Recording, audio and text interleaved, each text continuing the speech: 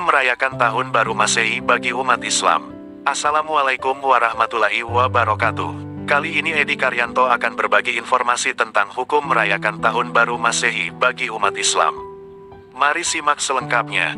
Menjelang Tahun Baru 2024, ada banyak kegiatan atau perayaan yang dilakukan masyarakat untuk memeriahkannya. Lantas, bagaimana hukum merayakan Tahun Baru Masehi bagi umat Islam? Apakah umat Muslim boleh merayakannya? Seperti diketahui, Tahun Baru Masehi berbeda dengan penanggalan Hijriah yang menjadi acuan ibadah umat Islam.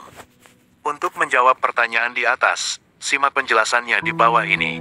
Hukum merayakan Tahun Baru menurut Islam. Hukum merayakan Tahun Baru Masehi menurut ajaran Islam mencakup pandangan yang beragam, dengan beberapa ulama memperbolehkannya dan yang lain melarangnya. Pendapat ulama bervariasi terkait hukum perayaan tersebut, walaupun masing-masing memiliki dalil pendukung yang menjelaskan baik perbolehan maupun larangan dalam merayakan Tahun Baru Masehi. Secara umum, masyarakat global menghitung hari menuju pergantian tahun 2024. Sehubungan dengan itu, beberapa individu sering menyambut perayaan Tahun Baru dengan dua pendekatan umum, kegiatan positif dan perayaan negatif yang tidak sesuai dengan syariat Islam. Oleh karena itu, wajar jika perayaan Tahun Baru yang mengandung elemen positif dan negatif dipertanyakan. Hukum merayakan Tahun Baru Masehi, seperti yang disebutkan sebelumnya, dibagi menjadi dua pendapat dalam Islam, yakni diperbolehkan dan dilarang. Larangan merayakan Tahun Baru Masehi. Dikutip dari laman resmi NU, kelompok ulama yang melarang menganggap perayaan Tahun Baru awalnya berasal dari ritual bangsa Roma, bahkan dianggap sebagai upacara penebusan dosa. Mereka memandang bahwa melibatkan diri dalam perayaan ini menyerupai suatu kaum, sebagaimana disampaikan dalam hadis Rasulullah Shallallahu Alaihi Wasallam. Barang siapa menyerupai suatu kaum, maka ia termasuk bagian dari mereka. Hadis riwayat Abu Dawud, Hasan. Larangan merayakan Tahun Baru Masehi juga diperkuat dengan beberapa hadis lain, seperti hadits dari Anas bin Malik dan Abdullah bin Amr bin Al-Ash.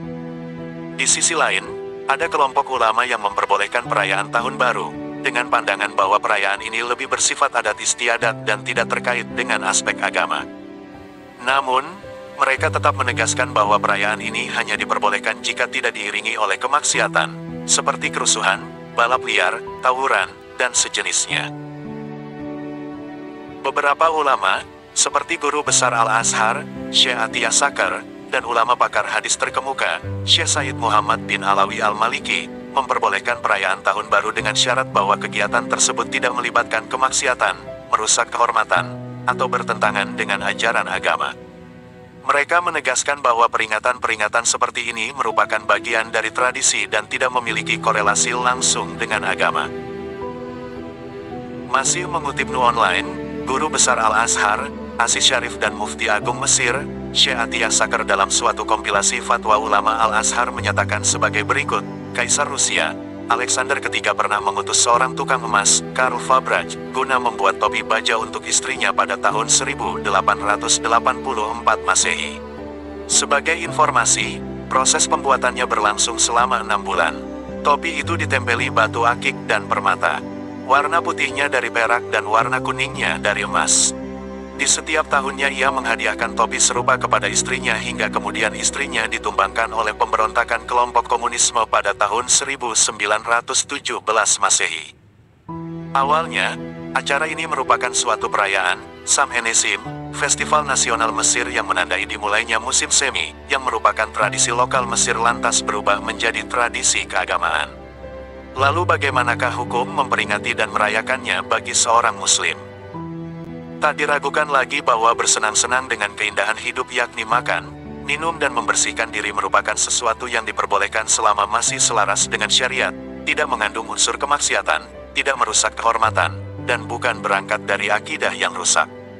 Wizara Al-Auqaf Al-Misriyah, Fatwa Al-Azhar, Juz 10, halaman 311. Selain itu, Syekh Said Muhammad bin Alawi Al-Maliki, seorang ulama pakar hadis terkemuka asal Haramain juga menegaskan fatwa memperbolehkan perayaan Tahun Baru dalam kitab Mafahim Yajibu Antusahihah sebagai berikut. Sudah menjadi tradisi bagi kita berkumpul untuk menghidupkan berbagai momentum bersejarah, seperti halnya Maulid Nabi, peringatan Isra Miraj, malam nisfu Syaban, tahun baru Hijriah, Nuzulul Quran, dan peringatan Perang Badar. Menurut pandanganku, peringatan-peringatan seperti ini merupakan bagian daripada tradisi, yang tidak terdapat korelasinya dengan agama, sehingga tidak bisa dikategorikan sebagai sesuatu yang disyariatkan ataupun disunahkan. Dengan demikian, hal ini juga tidak berseberangan dengan dasar-dasar agama, sebab yang justru mengkhawatirkan ialah timbulnya keyakinan terhadap disyariatkannya sesuatu yang tidak disyariatkan.